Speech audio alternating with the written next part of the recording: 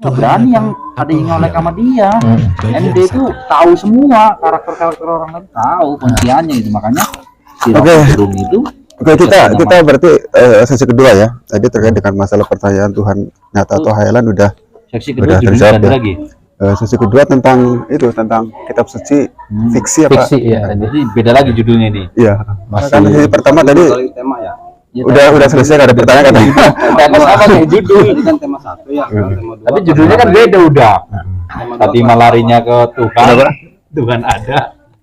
Ada, tapi meski tidak Tuhan itu tidak nyata, tetapi juga Ada. bukan hayalan, Iya. tapi ada. Gitu. Ya ada, eksistensinya ada. Karena keyakinan kita keberadaan Tuhan itu didasarkan atas sesuatu yang nyata dengan adanya alam semesta Betul. dan seluruh ciptaannya. Gitu. Bukti-buktinya ciptaannya ya. Meskipun Tuhan tidak nyata, tapi juga bukan hayalan, gitu. Tetapi kita meyakini ada berdasarkan atas sesuatu yang nyata. Apa? Yaitu alam semesta ini.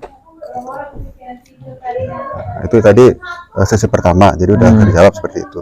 Terus sesi yang kedua adalah terkait dengan topik yang disampaikan oleh Om Akbar ya. Iya, saya nyerempet-nyerempet aja sih. Kitab suci itu fiksi atau bukan gitu. Oke, silakan. Oke, saya lanjut ya. Aduh, agak lupa tuh lagi penjelasan tadi. Oke, balik lagi ke pernyataan kontroversial seorang filsuf ya, akademisi Rocky Gerung lah ya. Ya, saya bukan Rocky Gerungisme juga bukan, tapi saya setuju atas penjelasan-penjelasan dia tuh emang make sense gitu. Ya, emang kalau untuk beberapa masyarakat kita yang open minded akan berpikir bahwa penjelasan Rocky Gerung tuh ngalor ngidul. Tapi kalau orang-orang yang open minded yang literasinya sorry itu saya agak lumayan tinggi dan bacaannya banyak, masuk pasti mas. Saya harus akui poin itu dulu yang pertama ya, sebelum saya masuk ke pernyataan dia. Oke. Yang pertama dia kan mengeluarkan kata-kata atau kalimat di Indonesia Lawyers Club sesi keberapa saya lupa tuh, tahun 2017 atau mungkin 2018 tuh. Dia mengatakan bahwa kitab suci itu adalah fiksi. Nah, tapi dia sempat dilaporin tuh. Oke. Tapi dia sebenarnya sempat udah kasih penjelasan bahwa dia tuh sebenarnya ingin dilaporkan karena pernyataan itu. Cuman pinternya dia tuh nggak sebut nama kitab suci secara spesifik ya. Tapi kalau dia sebut contoh lah kitab suci B gitu, masuk dia pasti kena delik. Tapi karena itu tadi dia emang berpikir think before speak, dia berpikir sebelum bicara gitu. Makanya emang yang ditunggu, kesalahan-kesalahan yang ditunggu oleh lawan dia dalam politik itu emang udah dia pikirkan gitu, jadi tidak ada celah akhirnya buat dia. Saya nyorotin poin itu karena itu terjadi sama gubernur DKI sebelum Jokowi itu, Ahok ya kan. Nah, Ahok kena karena dia kenapa? Dia kesalahan atau faultnya Ahok itu dia nyebut atau ngutip ayat surat Al-Maidah. Itu fatal buat dia. Ditambah lagi mayoritas kita muslim, kena dia. Kayak gitu. Karena ada desakan ke situ, ke penegak hukum. Ada desakan, akhirnya kasus itu emang harus disorot, harus dibawa ke meja persidangan. Oke, saya balik lagi ke pernyataan atau pengertian kitab suci itu adalah fiksi ya. Tadi saya bilang bahwa kosakata kita tidak mampu mewakili fiction dalam bahasa Inggris. Nah, sementara fiction dalam bahasa Inggris itu berarti dia menghidupkan imajinasi, Pak Agung. Kenapa menghidupkan imajinasi? Contoh lah, kita semua tahu bahwa agama Ibrahim itu mulai dari Yahudi, Kristen dan Islam itu percaya bahwa surga dan neraka itu ada eksistensinya. Nah, ini connect nih sama kata fiction tadi.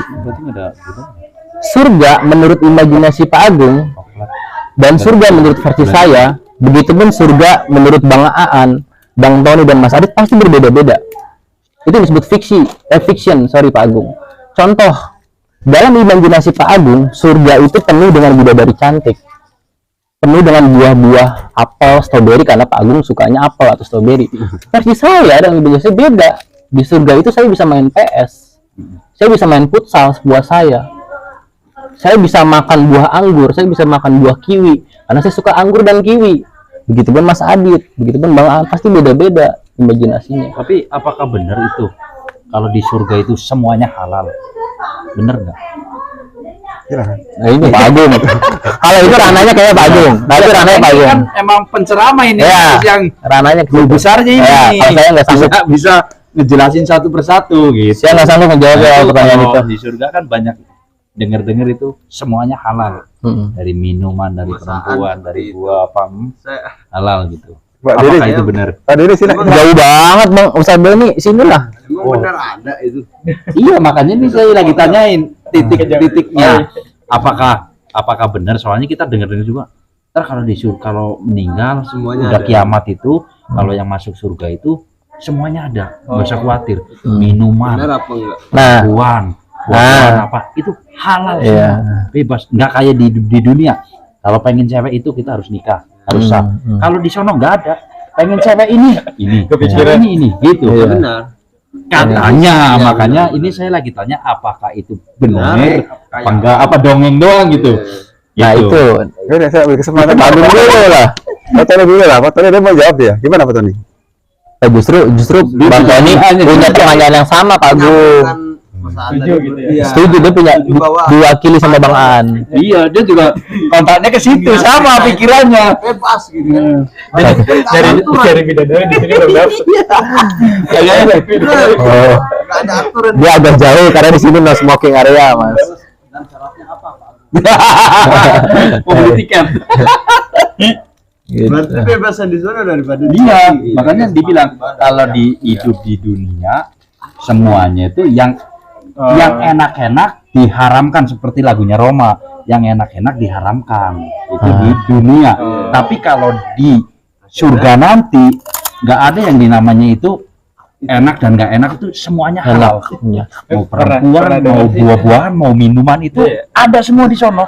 Model apa aja ada, bener. Tapi saya oke, terkait pernyataan Pak Bang Aan, saya rasa mewakili semua dan mewakili saya juga. Tapi dengan sedikitnya pengetahuan saya akan coba jawab sedikit ya. Ini sedikit saya bilang ya. Saya kan pernah dengar penjelasan ini dari beberapa guru lah. Jadi sebenarnya terkait pernyataan itu, saya yakin poin itu. Penjelasan adalah yang pertama, kita kalau sudah meninggal aja, kita belum bicara tiba di surga dulu ya. Kita udah lepas yang namanya dari hukum dunia. Yang pertama. Yang kedua, kita juga lepas dari hukum hakikat kita diciptakan. Nah, yang pertama, kita lepas dari hukum dunia, kita nggak harus cari duit. Kita nggak harus cari nafkah. Kita nggak harus ibadah. Nah, hakikat kita diciptakan itu juga kita terlepas dari itu. Karena kan setahu saya, wama khalaqtul jinna wal insa illa liya'budun. Saya masih ingat itu ayatnya. Jadi, Allah itu tidak lain dan tidak bukan menciptakan jin dan manusia itu semata-mata hanya untuk beribadah. Nah, kalau kita udah meninggal, kita udah nggak harus ibadah kan. Nah, makanya semua itu jadi terlepas dari hukum-hukum itu kita. Makanya karena kita nggak harus ibadah lagi, kita nggak harus cari nafkah lagi, kita tidak harus bersusah payah lagi. Semua itu lepas dari hukum-hukum yang sebenarnya tadinya kalau kita berpikir secara logika, kita bisa bercinta dengan bidadari atau perempuan mana aja di surga. Kalau di hukum dunia itu tabu dong. Ya kan, karena kita harus nikah dulu, karena kita harus halal dulu. Gitu. Tapi karena kita udah terlepas dari hukum-hukum itu, akhirnya itu dihalalkan segala sesuatunya. Silakan ya, silakan. Ini sedikit, Kita kan itu sedikit pengetahuan saya ya. Soalnya ada yang mau lagi nungguin tiketnya, no. Ya, maaf kalau saya salah, tapi ini yang saya tahu kayak gitu penjelasannya. Udah dipendem. Gimana Bang Tani? Mas Adit, Ini mah pernah denger aja kalau nggak salah sih. Ini mah Nah. ya bener apa enggak? gitu. Iya, saya juga. Apa? Saya juga. Kalau orang udah meninggal itu kan biasanya sebelum masuk ke surga nih, biasanya kan walaupun siapapun yang namanya manusia itu kan pasti berbuat dosa. Iya. Tuh. Nah, pasti mau sedikit apapun pasti dia sebelum ke surga itu di neraka dulu nih. Dibersihin dulu nih setahu aku nih. Nah, setelah dibersihin sudah semuanya bersih masuk neraka walaupun sekecil itu tuh dosanya ya misalkan. Dia baru masuk surga. Nah, sepengetahuan aku, dia kalau sudah masuk surga itu kan sudah masuk neraka dulu sebelumnya nih. Udah bersih. Nah, keinginan-keinginan tadi ingin bidadari, ingin minum, ingin bebas, itu kan hawa nafsu. Betul. Nah, sedangkan kalau misalkan dia sudah di neraka ini kan sudah dibersihin nih hawa nafsunya. Berarti di surga itu sebenarnya dia udah nggak ada tuh keinginan-keinginan kayak gitu. Itu bener atau enggak gitu aja. Menurut tahu itu ranahnya tinggi tuh. Itu jawabnya tuh. Udah. Kalau nggak ada pengetahuan, iya, tapi kalau iya saya nggak bisa jawab itu mah. menjelaskan. Jadi Itu pertanyaannya bagus. oke ya. Penasaran. Jadi Karena saya pernah dengar dari orang, tenang aja, lu di sini kayak gini, ntar di surga, lu minta aja apa aja ada. Iya. tinggal nyebut doang. Iya. Itu ada semua. Mau cewek yang model miring, model apa ada. Ada.